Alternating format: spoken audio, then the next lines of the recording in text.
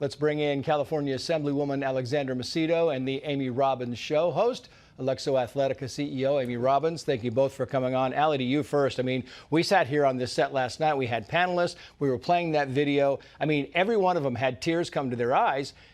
Normal, right? It's normal. And then you have the governor of this state literally mocking, having this Dumb and Dumber thing about the president Netanyahu on the day of these reuniting hostages with their families. It's fairly inexcusable. What do you think? Trace, this has been consistent for him, and he obviously has learned nothing from Katie Porter, who very publicly showed exactly who she is. And this is what's so disgusting to me about the progressive left. They have gone unchecked for so long, especially here in California, that they make mockeries of people's lives and people's struggling and people's pain and suffering. Those days are over, and I hope the American people are watching as Gavin Newsom makes a bid for the White House.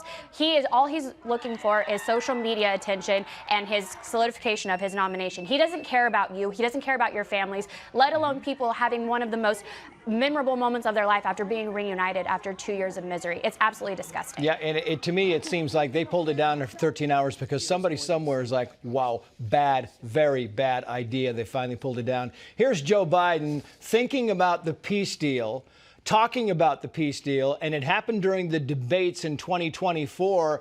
Amy, and I'll get your take on this, but remember exactly the state that Joe Biden was in. Watch. The first stage is trade the hostages for a ceasefire. Second phase is a ceasefire with additional conditions. The third phase is the end of the war. The only one who wants the war to continue is Hamas, number one. They're the only ones standing out. We're still pushing hard to get them to accept. I mean, this administration keeps saying, oh, no, we're the ones that laid the groundwork for this, Amy, and Trump just pushed it over the finish line. They were coming at this from the left's angle, right? They came at this the way that AOC would come at a peace deal instead of the way that Benjamin Netanyahu wanted to come at a peace deal. Yeah, Trace, I mean, you can't make this stuff up. It's like Joe Biden woke up from his nap and suddenly wanted to take credit for Trump's Gaza triumph by saying that his groundwork is what made it happen. But please, under Joe Biden, hostages were rotting while he was sending billions to Iran's terrorist pals. And then on the flip side, you have President Trump, who swoops in, starts to twist some arms in Egypt, and then he frees every last living hostage. And suddenly Sleepy Joe wants a participation trophy? Well, I'm sorry. They're not handing those out in this game. It's actually quite laughable. And we all know who the real hero is in this story, and it is the one who put America first, not fiction first. Yeah, I wanted to get your take on this, Allie, the breaking news. I hate to keep pushing the breaking news on you, but we just learned tonight that the L.A. County Council voted to declare a state of emergency in California to give those affected by the ICE raids, right, meaning the illegal immigrants, criminal illegal immigrants in this state, one of the most expensive states in the nation, free rent. And the question is, who's going to pay for all this? The state can't afford it. The landlords have to pay for it. What's the deal here? You're giving these people who might be criminals, who likely are, says ICE, free rent. Well, there's a couple things here, Trace. The first one is I want them to look the people who lost their homes in the fires in Southern California in the face when they don't have homes to return home to, and they don't know when they're going to. Meanwhile, they're paying rent or living in hotels. I also want to know if they're willing to open up their guest rooms, their garages, even their own couches to these same people to live their rent-free as long as they need to. It's so disgusting to me, the amount of virtue signaling that happens. And LA County is in a deficit, an extreme budget deficit, and then they wonder why people are exiting LA in droves. This is probably a good sign of why, and it's so tone deaf. I don't know when we're going to start understanding that we have to put American citizens first, and while we're housing insecure in so many places and struggling to have enough housing, we're giving free housing to people. Free housing, but there is nothing free, Trace. When are people going to wake up? There's a cost somewhere, and landlords can't bear this cost. We have the highest homeless population in the country, and they're going to give people who are not citizens of this country free rent. Amy, Charlie Kirk, Medal of Freedom today on what would have been his 32nd birthday. Here is his wife, Erica Kirk. This is not a ceremony. This is a commissioning. And my message is simple. I want you to be the embodiment of this medal. I do. I want you to free yourself from fear. I want you to stand courageously in the truth. And this continues to grow, Amy. I mean, it's amazing. Yeah, absolutely. Look, as someone who has been an ambassador for Turning Point for nearly a decade, I've spoken at many Turning Point events. I thought this was such a beautiful way to honor not only his life, but to immortalize the legacy of a man who woke up a generation to fight for family, for faith, and for the flag. And I just couldn't think of a better way to really just make Charlie's name go down forever in our nation's history books. And I do believe that his light will be the conservatives' torch for generations to come. Yeah. Amy, Allie, thank you both. Many have tried to imitate, but there's truly only one President Trump. Here he is comparing how he looks in a bathing suit compared to Joe Biden. I'd like to go to the beach. You know, my legs are not quite as thin as his. My legs are slightly heavier. My arms are slightly larger. My body is a little bit larger than his. I'm not sure it would be appreciated on the beach, but I'm not going to take a chance. You won't see me in a bathing suit. Somebody told him that he looked good in a bathing suit. Speaking of who's in better shape, a certain governor from California is questioning whether the Democratic Party needs to shape up as they face a favorable rating of just 34%. Do you feel like our party is in better shape or worse shape? Are we finding our voice? Is this shutdown in a perverse sense helpful in terms of just organizing that voice and a clarity of what's at stake? All right, well, I'm going to turn that question back around on you too. But I mean, the polling would not tell you that our party is in good shape today. I mean, we are historically unpopular. Newsom also continues to mimic Trump's style. He's now accusing Joe Rogan of having something he calls CDS. What do you think he's talking about? I don't know. I barely watched what you the perception of it, the perception of California, the perception of some of the problems that face the state, and maybe how some of the people around the country might think. I think there's a California derangement syndrome, and he's part of it. I mean, I think people are obsessed with focusing on what's wrong with the state and not what's right with the state. But the proof is in the U-Haul. If you look at the numbers, everybody wants to leave. Nobody wants to go. Say, you know that Gavin thought he was on Charlemagne the God? CDS is not CDS if the data is real, like the U-Haul's leaving. The reason why Trump derangement is real is because the data is not. You know, the collusion, authoritarianism, war on democracy, fascism, Nazis. No one's ever said that stuff about California, but it's been said about Trump and his followers. I wonder how people can... I think the grip that TDS has on people is starting to loosen up, especially after the peace stuff. And they're beginning to see how huge and overinflated this demon was. There's no war on democracy. There's no fascism. It's just a guy making peace while also making jokes about not having skinny legs. I think you have with Gavin, you almost have this weird choice between all-inclusive resorts. You know, all-inclusive resorts come with stuff that you love and stuff that you don't. Trump's resort, it may be gaudy and a little unpredictable, but it's walkable. There's lots of stuff to do. And every day you experience something fun and productive, you get what you pay for. But at Newsom Towers, or whatever you call it, the service sucks. You know, no one there works. You're trying to find somebody at the counter. There's nobody there. It's just like you never get what you paid for over in Newsom's resort. So it's a stark choice, really, between facade and substance, reality and fantasy. And I think that's why Democrats have to indulge these delusions, because the reality is too much to bear. And Harold, the first step to getting better on anything is admitting you have a problem, but they've only gone a half a step, because in the clip they say, yeah, we are historically unpopular, but they won't take the next half a step, which is say we did it to ourselves. Yeah, I think you're right. And I think when parties have found themselves at this moment, Democrats, this is not the first time a political party finds itself kind of self-loathing and trying to figure out where they go and what the next steps are. But you're right, you have to have answers. We need less kind of apologizing and loathing, and more offering of new things. You think about where we are today. The government is shut down. AI is enabling inefficiencies, but it's going to displace a lot of workers. We need answers to that, how we're going to create new jobs going forward. Our schools are not working. And Katie, you mentioned a point about Democrats should be welcoming people to their communities as we try to fight crime. They should, but we need a crime bill. Greg and I talked about this yesterday. President Trump's been in office. We've yet to end cashless bail. Dangle federal funds out there to these cities and make them encash his bail in exchange for more money to hire cops and prosecutors and so forth. Democrats, these are the answers we should be providing. The moping and the going on podcasts and saying the same old thing is not resonating with voters, let alone winning voters to our side. And part of the reason for that, Katie, is that they're often on the wrong side of these issues. Like on 80-20 issues, or as President Trump says, 97-3 issues, they're on the wrong side of it. And they don't have to be. If it's an 80-20 issue, it's safe to be on the side of the 80, but they're so focused on Trump that they just can't get themselves out of it. And the old saying is you can't beat them, join them. I mean, Trump is beating them on everything. On crime, on deportation, on the government shutdown, which Republicans historically always lose the argument about the government shutdown. Democrats could open the government tomorrow. They could work on a crime bill, but they can't do that because they don't want to fund the government. So could you?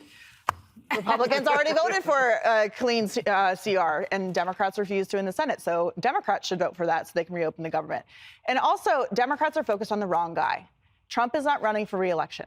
He is done in 2028, and yet Democrats continue to go after him. Presidential hopefuls like Gavin Newsom can't get over the fact that he just needs to come up with his own ideas, can't just copy Trump for everything that he does. And they're just not authentic. They're not putting out anything original. And for Gavin Newsom to sit there and scoff at someone like Joe Rogan, who the left is desperately trying to find their own Joe Rogan, they had one. He not only left the Democratic Party, he also left California, along with a lot of his rich friends. And there are still people leaving California. Right. So they've got to come up with different ideas that are helpful to their constituents rather than constantly fighting someone who isn't even running for re-election. And I want California to be great. I lived in San Diego for 3 years. I'd love to go and visit and enjoy. But Jesse is your name. Many large companies have decided to leave, and they're specifically saying it's because of some of Gavin's policies. Tesla, Chevron, Oracle, Charles Schwab. And Chevron was actually very explicit in saying it was Governor Newsom's policies that took them out. Yeah, but he's still a threat. He'll probably get the nom, and he'll lie his way to the top. He's rich, he's tall, and he has a nice-looking family, and lies very effectively. Sounds like someone else I know. Me? But he's always coming across as a little less crazy than the rest of the Democrats, and that's where his threat is. Dana, have you ever been dumped? Yeah. Okay, well, I haven't, so tell me if I'm wrong. If you're dumped, do you sit alone in a room and wallow? I did. And for a year say what went wrong? I did for 2 weeks, and then Andrea Aragon, my college roommate, said, get up, and we went country music dancing every Saturday night for the rest of the year. Jesse, get this. We now are just such good friends to this day. You guys. I'll never forget it. Oh, yeah, I got dumped big time. So they didn't wait. They waited, what? 11 months, and they're still not getting out there. There's millions of voters out there. Go out, make your pitch. Do what Harold says, except the crime bill. We're not going to give you guys more money so you can steal it. But do something different. Don't just sit alone in a room and Zoom. It's so stupid. And a nude, or I guess nearly nude, bicycle group protesting ICE in Portland, biking to the city's ICE facility yelling F ICE and making obscene gestures toward agents, some even having slogans like "No Kings" written on their nude bodies. The strange protest receiving a wide range of reactions, as you might imagine, online. They are not there to keep the peace. They are there, I believe, to incite these protests that Donald Trump is now using as an excuse to bring in the federal troops. ICE is violating American citizens' rights. They are detaining American citizens for days on end. That is a Democratic strategist on CNN pushing the liberal narrative against the president's crackdown on illegal immigration. Let's bring in political consultant Michelle Backus, along with talk radio host and SeattleRed.com creator Jason Rantz. Thank you both for coming on. Michelle, to you first. I mean, you look at CNN, you hear that kind of talk all day long, and is it any surprise to anybody that there's kind of this war on ICE? Let's just remember, during the Obama administration, there were over 3 million deportations. I mean, he was called the deporter-in-chief. So I don't remember the left-wing media crying out about any of that. We all remember those viral pictures of kids in cages. Where was the outcry? Where were the protests during all that? It seems as if this is pretty hypocritical. But again, it's just another page out of the left-wing media book here. Which is a great segue to Jason Rantz, because let's talk about the deporter-in-chief, Barack Obama, the former president, scolding Hispanic men for voting for Trump. He said the following here, Jason. If you are a Hispanic man and you're frustrated about inflation, and so you decided, you know what, all that rhetoric about Trump doesn't matter, I'm just mad about inflation. And now, you know, your sons are being stopped in L.A. because they look Latino. Well, that's a test. Oh, I'm sorry. Are you kidding me? This is the same man. Trump administration, Jason, would have to be on steroids to be able to gather up the amount of people that he deported during, I don't know, 2015, 2014, 2013. Yeah, he knows that. I mean, he knows exactly what he's doing here. This is all strategic in the messaging, but ultimately it's going to backfire because, number one, he brings up inflation. Well, inflation's been coming down steadily thanks to Donald Trump, but ultimately this whole idea that you're essentially saying that you're a sellout as a Latino because you voted for Donald Trump, look what he's now doing. I imagine, again, you could look at the polling that most people don't want criminal illegal immigrants in this country, and merely because one happens to be Latino doesn't mean that they are okay with the open borders that happened under the Biden administration. And it's pretty clear where people are standing. Again, it's not like anything that Donald Trump is doing right now is completely out of the blue, that he didn't talk about this during the campaign. And yet Latino voters went to him in record numbers precisely because he cares about this issue. Meantime, you have the late night host, Jimmy Kimmel and Stephen Colbert, kind of giving Trump credit for the whole peace deal thing, kind of, and then they have to come backdoor slam. Watch this. Good work on that one, President Trump. Now maybe you can not invade Portland. Just an idea. I'm fine with coming up with prizes and trophies to motivate it. Giving them the Nobel Reopen the Government and Leave Healthcare Alone prize. How dare you, Nobel Committee? The man is a paragon of peace. He walks in the footsteps of Mahatma Gandhi and Martin Luther King. After all, who can forget what Nelson Mandela famously declared upon leaving prison? Fat, talentless Rosie O'Donnell should go back to Ireland. Did you expect more, Michelle? I mean, you know, this was coming, right? We all saw it coming, but I'll tell you what, ending 8 wars seems like pretty good merit for the Nobel Peace Prize. It's crazy that they're trying to stretch this at this point. Let's go back to Barack Obama. He seems to be the character of the night when he won the Peace Prize back in 2009. Now, it's said that they end the nominations in January. So if that's the case, Obama was in office for just about a month when he was nominated. It seems as if it was a participation trophy, which we all know the Democrats and the left-wing media just love to hand out those. Yeah. So I want to get this right now, Jason, for you. This is first. We're going to play George Stephanopoulos cutting off the Vice President of the United States. And then we're going to play the President of the United States cutting off ABC. Watch.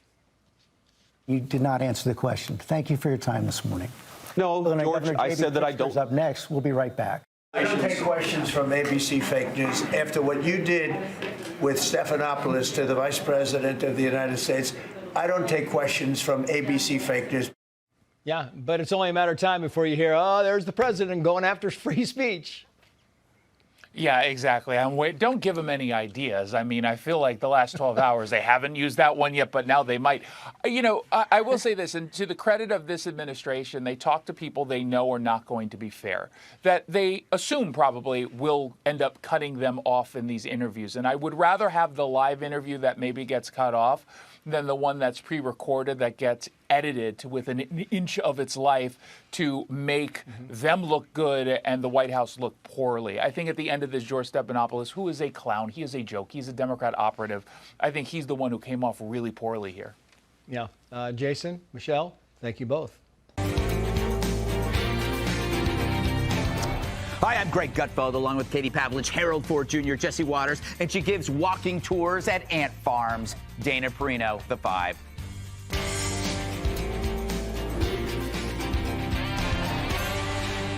L.A. resisting ICE with bailouts to illegals. Los Angeles County declaring a state of emergency over immigration raids, giving them the power to provide taxpayer-funded rent relief, legal services, and other goodies to those affected by recent raids. The L.A. board painting it as a real David and Goliath situation.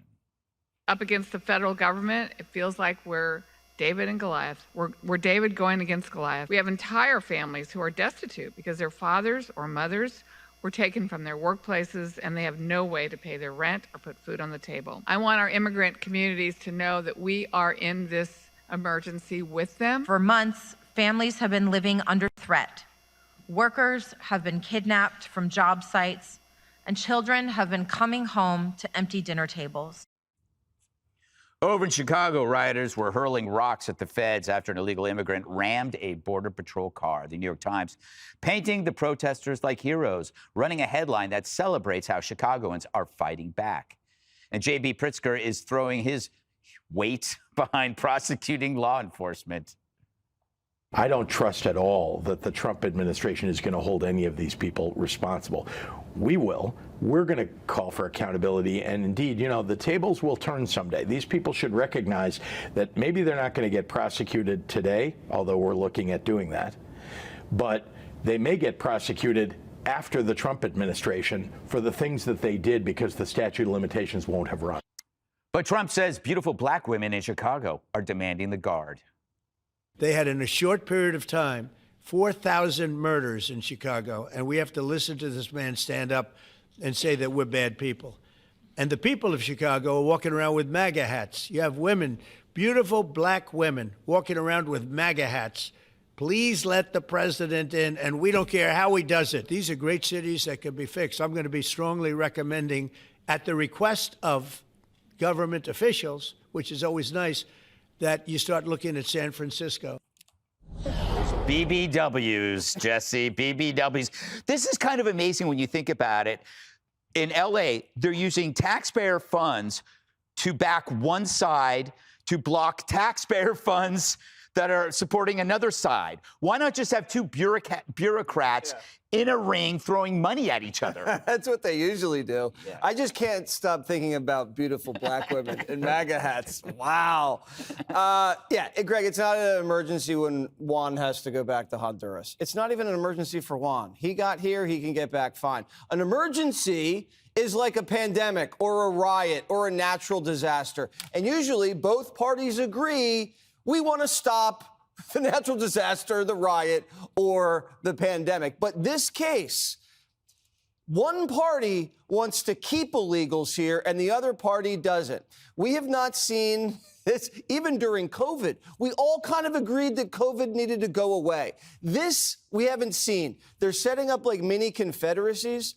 What is this, a foreign welfare state in the middle of California? So you can break into the country and you can just live for free in LA now. Is that what we're doing? You just live for free in LA illegally. And so this other guy in Chicago says he wants to go after ICE. If you pull immunity, then it's dangerous. That means we can go after you because you have blood on your hands. If someone dies from an illegal in a sanctuary city, you go after the mayor for wrongful death. You hit him civilly for millions of dollars. Barack Obama tried to do this with the CIA agents, and thankfully he didn't. And they did things to detainees a lot worse than what ICE is doing to people. ICE is doing what? Some bruising on the wrists? We all know what the CIA did in those detention centers. It was a lot worse. Dana, they discovered the Bible. Why do you think that the left always uses the David and Goliath analogy when it comes to like law enforcement and people like illegals, but they never do it with, say, criminals and their victims? They never say, oh, they were outnumbered. They never do that. It's interesting. Yeah, I did notice that they pull out David and Goliath when they feel like they want to make a point or when they're on their back foot. Yeah. And talk about Goliath. See, the governor of Illinois? Oh, my God. Goodness. He ate Goliath. I was going to bring up what Obama wanted to do to the intel officers who had the authority, and they were asked to do extremely difficult jobs in order to protect us, and it worked. And then he wanted to go after them afterwards. So how can you expect people, and it's just such a hard thing to ask intel people to have to go and do. We ask our men and women to do very tough things. The law enforcement officers they need to have confidence that the system is going to have their back. That's one of the problems they have here. This whole qualified immunity thing is a problem in New York City. It's why the cops are like, well, I don't know if I'm going to, should I actually intervene here or should I just step back? This happened a lot during the George Floyd protests when everyone's saying defund the police. And so you have a terrible slippery slope when it gets to this. And in California, they are on track to finish rebuilding the Pacific Palisades in 400 years. Yes. Okay, but this is the emergency that they're worried about. In 40 years, they haven't laid a single track of high-speed rail, and that they want to spend $25 million on this. I do wonder at what point they're going to realize they're not winning. There's only one way to try to solve this, which is to take President Trump up on his offer to meet. Yeah. Meet, convene, and see if you have a better idea on how to smooth out this system so that people who want to come here legally and operate under our laws and our system, if you have that idea, I would think he would be very open to hearing it. But they don't. They just dig in their heels. No, you know, Harold, the good news is Mayor, what's her name? Who's Bowser? What's the Muriel Bowser? Yeah, she just said that they do have water in the hydrants for this emergency. Karen Bass. Karen Bass, that's it. Ah, that one. Couldn't remember her name. So good to be back with you. I hope you had a great to see you, Harold. Time is as much. It could be a great time yesterday at the White House celebrating Charles. Would you like to comment on BBWs? Only the president can say those kinds of things. I think that what LA County is doing here is wrong. Providing financial support to people in the country illegally is not the way to go about showing objection to the hierarchy of deportations in the country. I do think that there's a legitimate argument to be made around, in some instances, and perhaps we're only seeing anecdotal evidence of this, but some of the cruelty of these apprehensions can bother people. But this is not the answer to it.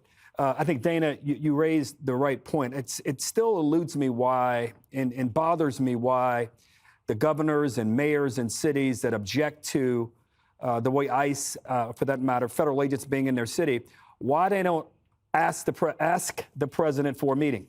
Why don't they seek opportunity to say, how can we find some common ground here? Because, Mr. President, you said we were going to arrest the violent ones first and get them out of here. But now that we are seemingly past some of that and involving other people, how can we do this the right way? Now, they may not agree, but this back and forth that we see, and now this ridiculous public policy proclamation from LA County, when you, to your point about the housing situation in the Palisades, not only that, the education challenges, housing challenges for everyday Angelenos, this is not the answer to this question. I give you credit for trying to come up with one, but you should shelve this one and try to get to the White House to figure out a longer-term solution. Yeah, they got a lot of problems, Katie. Do you think that what you're seeing, it's hard to gauge what is cruel and what is not, because the Democrats have destroyed the language. Right. Everything is cruel. Everything is a kidnapping. Right, when they won't condemn real kidnapping. Yeah. Politically, it makes no sense that at least national Democrats or those who want to be president wouldn't disarm the Trump administration by saying, you know what, you're right about crime. Nobody wants crime. We're going to work with you. And then the talking point in all these press conferences that Trump has don't have the same political impact that they would. But instead, you have people like the governor of Illinois going out and saying he's willing to prosecute ICE agents for taking out foreign criminals and gangbangers from his communities, but he's not willing to prosecute those people who are wreaking havoc on the city of Chicago in those communities. They're not willing to go after the cartels that have been operating in these cities for years and years and years. And when it comes to the things that they're talking about, you know, they use the language, as you mentioned, about they're taking people from job sites, they're kidnapping them. No, they're taking people from job sites where they are trafficking children, they're trafficking women, they're selling drugs, they're engaged in cartel activity, and they're doing it in these places where we've been told for years they're just going to make an honest living. We know that's not the truth. One of the biggest lessons of this whole thing is that the myth that illegal immigrants don't commit crimes and that it's not an issue has been completely blown out of the water. They have these stats every single week about who they're arresting, what kind of crimes they're committing, and it's not just in Chicago. It's in New York City. It's in California. It's in small towns all over the country. And the cartels have been running cities and countries, or counties and towns for years, and the federal government is finally now coming in to clean it up. And the best that someone like Pritzker can do, which is trying to be a leader, is say, I'm going to prosecute the ICE agents who are taking these monsters off the streets. And I just don't think that it plays well now, and it's not going to play well in the future. There you go. But there are people. Well, we've seen the pictures, moms being thrown to the ground. I hear you, and I don't disagree with your stuff, what you said about the cartels or any of those things. But there's a better way to do What's the context of the mom getting arrested? I just can't imagine. Yelling in the face of an ICE agent, having a removal order already. But Katie, I'm not going to argue, but I can show you examples where it was not the case. I'm just saying But there's you a don't better get way to to tell do us this. how to clean up the mess you made, Harold. We'll clean it up the way we want to. Sorry. Yeah. I'm going to listen to the BBWs. They know what's going on. Call me BBW. Up next, who's got the better beach bod, Trump or Sleepy? Live to President Trump and FBI Director Kash Patel holding a press conference from the Oval Office. So we like Let's to watch. preserve and make better the White House, and that's really what's happened, and we're getting tremendous reviews, and we appreciate it. But we're here for a different reason. It's called Operation Summer Heat, which is an appropriate term in light of what we're doing. And early yesterday morning, I returned from the Middle East, where we celebrated a historic agreement to end years of suffering and conflict. Amazing. Every country came together. I mean, even the enemies came out and totally endorsed it. Everybody, I've never seen anything like it. Nobody's seen anything like it. And just as we are forging peace and stability abroad, we're also restoring peace and safety and stability at home.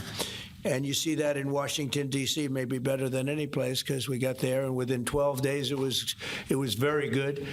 And within 30 days, it's been as safe as any city in the country. It's been great. Took out 1,700 people, got them out.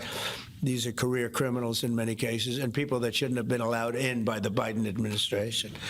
Historically, the summer months have been a time when violent crime soar, as you know, but not under President Trump. Today, we're announcing the results of a sweeping law enforcement effort known as Operation Summer Heat. We were in many cities that people didn't know about. We kept it a little quiet, and it had a big impact, and you'll hear that in a second. But over the past few months, FBI offices in all 50 states made crushing violent crime a top enforcement priority. That's what they did, rounding up and arresting thousands of the most violent and dangerous criminals. And these are among the most dangerous and violent people in the world. They were allowed, in many cases, not in all cases, but in many cases, they were allowed in by a very foolish, actually stupid, open border policy. Just anybody could have come in. They emptied out their jails, their prisons, their mental institutions. They emptied them into our country. And the people behind me have done an incredible job, because if we didn't have that administration, it would have been so much easier. They allowed millions of people in this country that shouldn't have been allowed, including over 11,000 murderers, half of whom murdered more than one person. And many of them are gone now, or they're put in prison, because we don't want to have them come back. So we literally put them in our prison, which we don't want to do. But we bring them back to their countries. Working with state and local partners, the FBI arrested over 8,000 violent criminals during the course of this period. In major cities like in New Orleans, Nashville, we saw a 250% increase in arrests. And we really went after the bad ones. These include 725 individuals wanted for violent crimes against children and murderers. These arrests are in addition to the work of our historic federal task forces that Make D.C. Safe Task Force has been unbelievable. I mean, the job they've done, it's incredible. And it's been so nice, because so many people, they're going out to dinner and they're having dinners. They didn't go out for 4 years. And now they're going out 3 times a week. Restaurants are opening. Restaurants are full. And usually that means a lot of good things. But restaurants that were closed are now opening up. And everybody's happy. It's nobody's ever seen anything like it, actually. And everybody feels safe. You can have a child walk right through the middle of Washington, D.C., and nothing's going to happen. We were losing more than one person a week in Washington. They're being killed on an average of over one a week. The Make D.C. Safe Task Force has been incredible. And the Make Memphis Safe Task Force is having very similar results. It's much earlier, but we've been there for a week and a half, but I'm hearing the results are pretty incredible, and you'll hear about that. They're mobilizing more than 20 federal agencies for the largest law enforcement operation targeting violent criminals in American history. As a result of these efforts, violent crime declined nearly 20% nationwide compared to the same period last year, and it was the safest and most peaceful summer in 2 decades. And honestly, we haven't really even gotten going yet. If we didn't have to fight all of these radical left governors, we could have had Chicago taken care of, as an example. They had, in a short period of time, 4,000 murders in Chicago, and we have to listen to this man stand up and say that we're bad people. And the people of Chicago are walking around with MAGA hats. You have women, beautiful black women, walking around with MAGA hats. Please let the president in, and we don't care how he does it. They're not interested in National Guard or Army, Navy, bring them in, Marines, bring in the Marines. They just want the crime to stop. And more so because of the success that we had in D.C. I think if we didn't have that success, nobody would even believe it. So I want to congratulate all of the incredible law enforcement professionals joining us today, especially Attorney General Pam Bondi, who's terrific, Deputy Attorney General Todd Blanche, who is a fantastic legal talent. He really is. He's a great guy, too. And, of course, FBI Director Kash Patel. They have worked so hard on this and other things. Since the start of the administration, the FBI has arrested over 23,000 violent criminals, more than double the number arrested in the final year of the Biden disaster. The FBI has also destroyed or severely disrupted more than 170 organized criminal enterprises and gangs, 1,600 of the most violent gangs, and confiscated over 6,000 illegal firearms. And they've tracked down and arrested 4 fugitives on the most wanted list, 4 of the most wanted. Actually, 2 of them were the most wanted fugitives in the world. There's still much more work to be done, which is why the FBI continues to work alongside the Department of Justice, the Department of Homeland Security, and the Department of War to defend. And Pete Hegseth has been fantastic, by the way, on this too, on other things, but on this too, to defend law and order and combat violent crime, arrest illegal aliens, and make American cities the safest in the world. And when I campaigned, I talked about crime, but I never knew that we were going to get into it like we did. You know, I mean, I used to watch these cities with the murders. Chicago recently had one deal where they had 11 murders in one weekend, and they said, well, yeah, but it was a holiday weekend. They actually told me that was the reason. Like it was okay because it was a holiday. It was Labor Day. These people are the worst. They really have to, you better, I tell you what, the people in Chicago and the people in places like that can be fixed. At some point, it gets to where you can't fix it anymore. It's too far gone. And we have some cities like that. But these are great cities that can be fixed. I'm going to be strongly recommending, at the request of government officials, which is always nice, that you start looking at San Francisco. I think we can make San Francisco. There's one of our great cities 10 years ago, 15 years ago, and now it's a mess. And we have great support in San Francisco. So I'd like to recommend that for inclusion, maybe in your next group. You'll get great support. Every American deserves to live in a community where they're not afraid of being mugged, murdered, robbed, raped, assaulted, or shot. And that's exactly what our administration is working to deliver. I didn't realize I was going to make this such a big factor in the administration. I didn't really campaign. I campaigned on crime, but I never thought we'd go into every city and take a really safe city that we've all been living with for years and make them safe. And now it's like a passion for me, and it's a passion for the people behind me. So I didn't get elected. I did get elected for crime, but I didn't get elected for what we're doing. This is many, many steps above it. I want to thank Stephen Miller, who's right back in the audience right there. I'd love to have him. I love watching him on television. I'd love to have him come up and explain his true feelings, but maybe not his truest feelings. That might be going a little bit too far. But Stephen, thank you for doing an unbelievable job. And the people of this country love you, I'll tell you, and they love what you say about crime and stopping crime. So now I'd like to ask Director Patel to say a few words, and then Pam and Todd also. And I just want to congratulate them. This is an amazing thing. And we're just at the start. We're going to go into other cities that we're not talking about purposely. We're getting ready to go in. And when they go in, like Kash as an example, told me that people didn't even know. 5 months ago, they went into Chicago, and they started doing a lot of work in Chicago. And we brought the numbers down a little bit. And but that really was just preparatory work for what we're going to do with the surge. We're going to have a surge of strong, good people, patriots, and they're going to go in, they straighten it all out. So a lot of these cities we're already working on, but we don't do it with a big flavor. But in a little while, you're going to see some numbers that you're not going to believe. And I think you'll probably start with Memphis, because I'm hearing the numbers are much quicker than we even thought possible. But again, D.C. it speaks for itself. Chicago is going to be okay. We're going to save Chicago. And I told you, and I told them, a very respected man, the head of the Union Pacific, said, "Sir, save Chicago. It can be saved." And the way he said it, it was like, can you believe it? We're trying to save Chicago. But I understood exactly what he wants, and that's what we're going to do. We're going to save all of our cities, and we're going to make them essentially crime-free, like other countries have crime-free. If you go all over the world, you go to the world, you hear Afghanistan and you hear all these different places.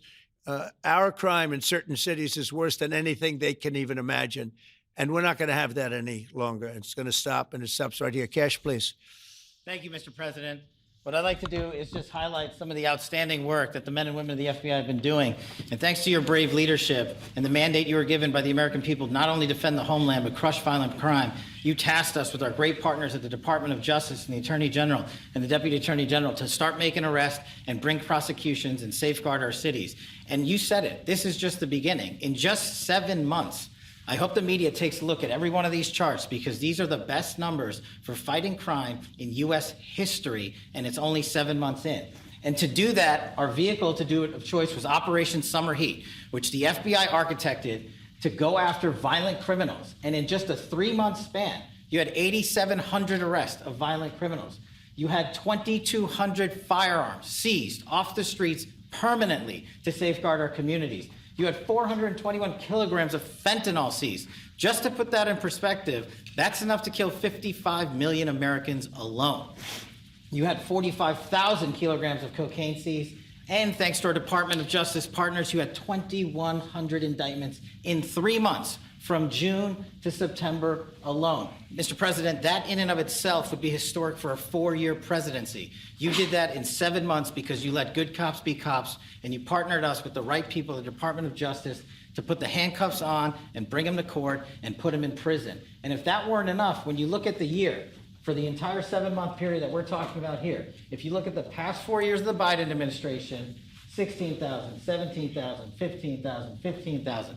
That's the number of arrests year over year of violent felons in this country for the Biden administration. Mr. President, in 7 months, you have 28,600 arrests of violent felons in just 7 months alone, because of your leadership and the dedication of the men and women at the FBI who want to go out there and do the job they were prevented from doing, because that department used to be weaponized and politicized. And this is what happens when you take out the fangs of weaponization.